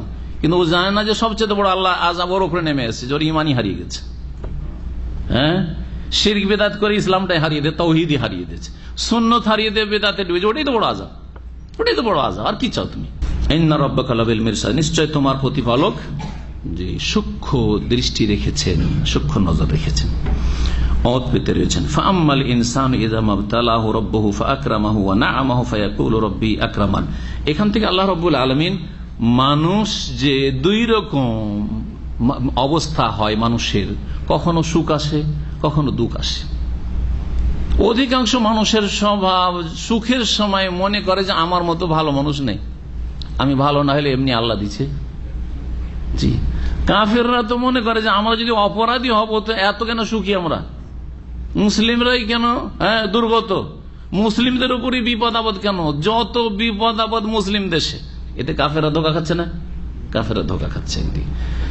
অসৎ লোকেরা পাপ করে যাচ্ছে, হারাম ভোগ বিলাস করছে। নামাজ পড়ছেন, কি পাচ্ছেন আপনি? আপনার তো বিপদ আপদই ছুটে না। মনে করে আমি ভালো মানুষ, নামাজ পড়লেই হবে, আমার এইখানে ঠিক আছে। এই মিথ্যা দাবি করে মনে করে যে আল্লাহ যখন নিয়ামত দিয়েছে মনে আমি আল্লাহর কাছে খুব প্রিয় পাত্র। না না না না, আল্লাহ ভালো মানুষকেও দেয়, আল্লাহ খারাপকেও দেয়। জি, আবার বিপদ আপদ ভালো মানুষের উপর আসে, আবার খারাপের উপরও আসে। খারাপের জন্য আল্লাহর আযাব, আর ভালো মানুষের জন্য আল্লাহর পরীক্ষা, ইমতিহান। জি, তো আসেন আল্লাহ বলছেন ফাআম্মাল ইনসানু, মানুষ হচ্ছে এইরকম যে ইযা মাবতালাহু রাব্বুহু, যখন তার প্রতিপালক তাকে পরীক্ষা করেন, ফাআকরামাহু, সুতরাং পরীক্ষার একটা তরিকা হচ্ছে যে আল্লাহ তাকে সম্মানিত করেন, ওয়া না'আমাহু, এবং তাকে আল্লাহর অনুগ্রহ করেন, অনেক নিয়ামত দেন, ভোগ বিলাসের সামগ্রী দিয়েছেন, খুব সুখ, সৌদি আরব টাকা টাকা টাকা টাকা বিজনেস। জি, এই যখন হয় ফায়াকুলু, তখন বলে রব্বি আকরামানি, আমার আল্লাহ আমার খুব খুশি আছে, আমাকে বড়ই সম্মানিত করেছে। আমাকে আল্লাহ কি করেছে? বড়ই সম্মানিত করেছে। দেখেন না, আমার কোনো অভাব নেই, আল্লাহ আমার খুব রাজি আছে। বিশেষ করে ফাসেক মুসলিমরা, হ্যাঁ পাপী মুসলিমরা, বা দেখেন বিদাতি আলেম ওলামা, বিদাতি পীরেরা, ওই আমাদের ভক্তের অভাব আছে, দেখেন না আমরা কোন এলাকা গেলে দেখেন না আমাদের পিছনে গাড়ির বহর দেখেন না, আর আমাদের মুরিদানের সংখ্যা দেখেন না। জি হ্যাঁ, ফায়াকুলু রব্বি আকরামান, আমাদের মতো ইজ্জত কে পেয়েছে? আমরাই হক্কানি, তাই না? আমরাই হক্কানি। ধোকা খেয়ে আছে, ধোকা খেয়ে আছে। হক্কানি হওয়ার মাপ কাঠিয়েই না যে আমার দলবল ভারী, আমার ইজ্জত সম্মান বেশি, বরং আমি কোরআন সুন্নাহর দলিলের উপর আছি কিনা এটা দেখার বিষয়, আমার কাছে দলিল আছে কিনা কাল আল্লাহ কাল রাসূল, এটা হচ্ছে দেখার বিষয়। ওয়াম্মা ইযা মাবতালাহু, পক্ষান্তরে যখন মানুষকে আল্লাহ পরীক্ষা করেন, দ্বিতীয় রকম পরীক্ষা তার রব কি বলে পরীক্ষা করেন, ফাকাদারা আলাইহি রিজকাহু, অতঃপর পরীক্ষা করতে গিয়ে তার উপজীবিকা রিজিককে আল্লাহ সংকুচিত করে দেন। কাদারা একদেরও মানে সংকুচিত করা, এখানে কি মানে, এটা হচ্ছে সংকুচিত করে দাও, বড় হয়েছিল সংকুচিত করে, তারকে সংকুচিত করে সংকীর্ণ করে দেওয়া, এটা হচ্ছে কাদারা একদেরও। আর কাদারা একদেরও মানে ক্ষমতাবান হওয়া, এটাও আরেকটা অর্থ। জি হ্যাঁ, কাদার একদেরও মানে সুপরিমিত করা, সুনির্ধারিত, এখান থেকে কাদার তকদিরকে কাদার বলা হয়। জি হ্যাঁ, তাহলে কাদারের আমরা কাফ দাল রায়ের তিনটি অর্থ জানলাম। ক্ষেত্র বিশেষে অর্থ হবে এখানে ফাকাদারা আলাইহি রিজকাহু মানে দাইয়াকা আলাইহি রিজকাহু। জি, যখন তার রিজিককে আল্লাহ তং করে দেন, সংকীর্ণ সংকুচিত করে দেন, তখন সে অসৎ লোক বলে, কাফের অথবা মুসলিম সমাজের অসৎ, রব্বি আহানান, আল্লাহ আমাকে চরম লাঞ্ছিত করেছে, আল্লাহ তুমি আমাকে পেয়েছো এত বালা মুসিবত, আমাকে খুব লাঞ্ছিত করেছো সমাজে, আল্লাহ বলে না, বলে না। কিন্তু নেক মানুষ কখনই কথা বলবে না, আল্লাহ পরীক্ষা করেছে, আলহামদুলিল্লাহ, যে অবস্থা থেকে আলহামদুলিল্লাহ আমি অনেকের চাইতে ভালো আছি, বলবে না, বলবে না? হ্যাঁ, আমার চাইতে অনেকে খারাপ অবস্থায় আছে, আরে আমার তো 6 মাসের বেতন নাই, কেউ এসে 1 পয়সা পাইনি, আমি অনেক অনেক ইনকাম করেছি, কেউ এসেছে নতুন ভিসা 5 লাখ 10 লাখ টাকা, 1টা পয়সা ইনকাম নেই, বলবে না, বলবে না? আরে আলহামদুলিল্লাহ আমার ইনকাম নেই, সুস্থ তো আছি, অনেকে হাসপাতালে পড়ে আছে 6 মাস ধরে, নড়তে পারে না, বলবে না, বলবে না? তাহলে সৎ লোক কখনো এই কথা বলবে না যে আল্লাহ তুমি আমার উপরে এত বড় বিপদ দিলে, আল্লাহ আমার একটা ছেলে ছিল তাও নিয়ে নিলে, আল্লাহ হ্যাঁ আল্লাহ আমার সব গেল, আল্লাহ নাই, কথা বলবে না, অভিযোগ করবে না। আল্লাহ বলছেন কাল্লা, কোশ্চিন কালেও না, তোমাদের এই ধারণা ভুল যে ধন দৌলত দুনিয়াতে সুখের সামগ্রী দিলে আল্লাহ খুব রাজি আছেন, আর দুঃখ আসলে বালা মুসিবত আসলে আল্লাহ অসন্তুষ্ট হয়ে গেছেন আর লাঞ্ছিত করে দিয়েছে, এটা ভুল কথা। কাল্লা, কোশ্চিন কালেও এই ধারণা ঠিক না, বরং তোমাদেরকে যে জন্য সৃষ্টি করা হয়েছে সেগুলি করো, সেগুলি হচ্ছে যে ভালো কাজ করো আর মন্দ কথা কাজ থেকে বেঁচে থাকো। বলছেন বাল্লা তুকরে মনে ইয়েতিম, বরং তোমরা ইয়েতিম অনাথকে সম্মান করো না, ইয়েতিমদের আদর্শন করা উচিত। ওয়ালা তাহাদুন আলা তাআমিল মিসকিন, আর দরিদ্রকে খাদ্য দানে তোমরা একে অপরকে উৎসাহিত করো না, নিজেও উৎসাহিত হবে গরিব মিসকিনকে খাওয়ানোর জন্য। আমি একা নিজে সামলাইতে পারবো না, আরো 10 জনকে, গ্রামবাসীকে, এলাকাবাসীকে, জাতিকে উৎসাহিত করবেন আপনারাও এই নেক কাজে অংশ নেন। এইভাবে দারিদ্র মোচন করার চেষ্টা করবেন দেশের, জাতির, গ্রামের। ওয়াতাকুলুনা তুরাস আকলাল লাম্মা, এবং তোমরা ধন সম্পদ, উত্তরাধিকারীদের ধন, তোরাস মানে মিরাস, তোরাস মানে কি মিরাস, আসলে তোরাস ওরাস ছিল, যারা ভাষাবিদ বলছেন যে ওয়াওটা এখানে তা হয়ে গেছে, তোরাস হয়ে গেছে, ওয়ারিসা ইয়ারেসু, এখান থেকে তোরাস শব্দটি আছে, তা কোথাও কিন্তু মাদ্দাতে নেই, ওয়াও রাসা আছে। এটা আলেমদের জন্য বললাম, মাদ্রাসা পড়াদের জন্য বললাম, যে খুঁজে পাবে যে তোরাস শব্দটি কোত্থেকে আসলো, তোরাস ওরাস ছিল, আসলে ওয়াওটা তা হয়ে গেছে। তোমরা উত্তরাধিকারীদের প্রাপ্য বা সম্পদকে আকলা লাম্মা মানে পুরোটাই খেয়ে যেতে চাও, একাই আত্মসাৎ করতে চাও, বোনদেরকে হক দাও না, জমি জায়গার ভাগ দাও না, হ্যাঁ ভাইকে বঞ্চিত করে দিচ্ছ, হ্যাঁ তারপরে জালিয়াতি করে লিখে নিয়ে নিচ্ছ, করছে না, করছে না? চাচাকে বঞ্চিত করার চেষ্টা করছে, যদি বিধবা থাকে, ভাই মারা গেছে, ভাইয়ের জমিগুলি দখল করে নিয়ে মহিলাকে তাড়িয়ে দিচ্ছে, তোকে দেবো না কিছু, তোর কি আছে, ভাই মারা গেছে। জি, এইটাই স্বভাব তোমাদের, খবরদার এই কাজগুলি করিও না, না হলে ফেসে যাবে। এগুলির জন্য তোমাদেরকে পয়দা করা হয়েছে, তোমরা অন্যায় অপরাধ থেকে বেঁচে থাকবে। ওয়াতাকুলুনা তুরাস আকলাল লাম্মা, লাম্মুন মানে হচ্ছে জামআ, মানে সবগুলি তোমরা একাই খেয়ে যেতে চাও, আত্মসাৎ করে খেতে চাও। জি, নিজেরটা খাও আর অন্যটা অন্যকে দাও, যার যেটা হক আল্লাহ দিয়েছেন ওটা ওকে দিয়ে দাও। ওয়াতাকুলুনা তুরাসা আকলাল লাম্মা, তোমরা ধন সম্পদকে, উত্তরাধিকারীদের ধন সম্পদ, উত্তরাধিকারীদের ধন সম্পদকে পুরোটাই আত্মসাৎ করতে চাও। ওয়াতুহিব্বুন আল মাল হুব্বান জাম্মা, এবং ধন সম্পদকে তোমরা অতিরিক্ত ভালোবাসো বা অত্যাধিক ভালোবাসো। হুব্বান ভালোবাসা, আর জাম্মান মানে হচ্ছে খুব বেশি, আল কাসির, আল জাম্মু আল কাসির এই জন্য বিশাল যদি সংখ্যায় জনগণ থাকে বলে আল জাম্বুল গাফির। জি, আল জাম্বুল গাফির জাম। কাল্লা, মোটে এই করা উচিত না, এই কাজগুলি তোমরা করবে না, কোশ্চিন কালো এরকম করো না, বা এটা করা ঠিক না। একদিন তোমাদেরকে হাজির হইতে হবে, দুনিয়া ধ্বংস হয়ে যাবে, ভোগ বিলাসের সামগ্রী শেষ হয়ে যাবে, দুনিয়া তিক্ততায় পরিণত হবে। বলছেন কখন সেটা? যখন আখিরাত হবে। ইদা দুক্কাতিল আরদু দাক্কান দাক্কা, যখন পৃথিবীকে চূর্ণ বিচূর্ণ করে দেওয়া হবে। ওয়াজা রব্বুকা, এবং হে মানুষ তোমার রব স্বয়ং হাসরের মাঠে বিচার দিবসে বিচার করার জন্য আসবেন। কে আসবেন? কে আসবেন? আল্লাহর আশা সাব্যস্ত হইল না? হইল না? এটা হচ্ছে আহলে সুন্নাত জামাতের আকীদা। পক্ষান্তরে আশআরী মাতুরিদি আকীদা, না না না, আল্লাহ আসবে না, আল্লাহর অর্ডার আছে। যা রব্বকে বলছে যা আমরু রব্বিক, আল্লাহর হুকুম আসবে। আরে আল্লাহ বলছেন রব আসবে আর ফেরেশতা আসবে, তোমার এখানে বিকৃতি ঘটাবে দরকারটা কি? আর অপব্যাখ্যা কেন করছে, গুমরাহি কেন? ও যা রব্বকা, আল্লাহর আশা আল্লাহর আশার মতো, কেমন করে আসবে আল্লাহ ভালো জানে, কাইফিয়াত ধরন জানা নেই। ও যা রব্বকা, তোমার রব আসবেন, ওয়াল মালাকু, আর ফেরেশতারাও আসবেন, সাফফান সাফফান, সারিবদ্ধ হয়ে ফেরেশতারা লাইন ধরে আসবেন। মুফাসসিরগণ বলেছেন এক এক আকাশের এক একটা লাইন হবে, এক একটা দরজা খুলে যাবে, আকাশ থেকে দরজা খুলে যাবে। ওয়াফুত্তিহাতিস সামাউ ফাকানাত আবওয়াবা, ফেরেশতারা আসবে, আকাশের দরজাগুলি খুলে দেবে, যেমন অন্য আয়াতে রয়েছে। আর 7 আসমানের 7টি দরজা খুলে যাবে, আর সারিবদ্ধভাবে ফেরেশতারা এসে হাজির হবেন। ওয়াজিআ ইয়াউমাইযিন বিজাহান্নাম, সেই দিন বিচার দিবসে নিয়ে আসা হবে, জিআ যা থেকে, যা মানে আসা, আর জিআ মানে নিয়ে আসা হবে, যেহেতু এসছে সেজন্য এখানে মুতাআদ্দি হয়ে গেছে। নিয়ে আসা হবে সেই দিন জাহান্নামকে, ইয়াউমাইযিন ইয়াতাযাক্কারুল ইনসান, সেই দিন মানুষ যে চক্ষু খুলবে, জ্ঞান চক্ষু খুলবে, মানুষ সেই দিন উপলব্ধি করবে। তাযাক্কারা মানে উপদেশ নেওয়া।